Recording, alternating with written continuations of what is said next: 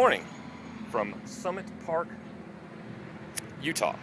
I'm about 10 miles outside of Salt Lake City, where they had an interesting grid system on their streets there. You know how most cities, First Avenue, Second Avenue, Third Avenue, da-da-da-da, and then, creating the grid is a bunch of streets with actual names. But in the area of town that I was in, it was, east and west, 100, 200, 300, 400, up to 2,300.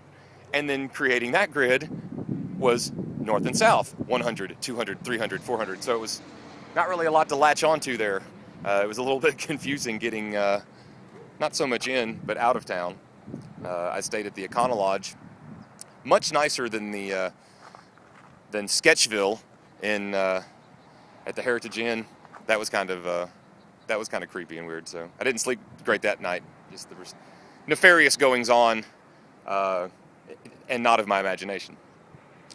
So I didn't sleep that great, but slept like a rock last night. But this morning, the woman next to me, it's one of those rooms where, if I open a door and she opens the door, it's like a split room. And she, starting at like 8 o'clock, she's like talking to her, a child that couldn't have been, 4 years old.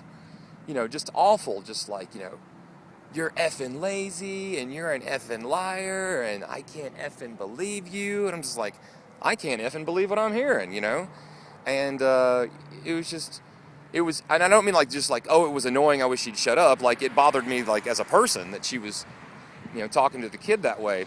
And I was like, I started thinking about, like, I want to leave a note that's like, hey, because there's no point in trying to, put somebody in their place or, express any sort of anger towards them. Somebody who's going to talk to a 4-year-old like that might, just likely claw my eyes out. And I could have taken on some of those, 110-pound drug dealers in Sketchville, but, an angry mom with, mommy issues herself probably, no thanks. But I thought about leaving a note of like, hey, Mom of the Year, thanks for, letting me listen to you just say things that you should be ashamed of.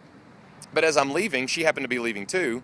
And so I see, and the whole time she kept making reference to, the little girl's sister, but I wasn't hearing like even a baby. But as I'm walking by the door, the other daughter is probably 10, 12, 14 years old, but like in a wheelchair with maybe cerebral palsy or something.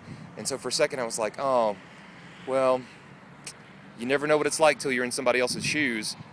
And then I was like, wait a minute, that doesn't excuse any of the things that she said. I know people that have it much worse than her that don't talk to their children like animals. And that's my rant for the day. On to Nebraska.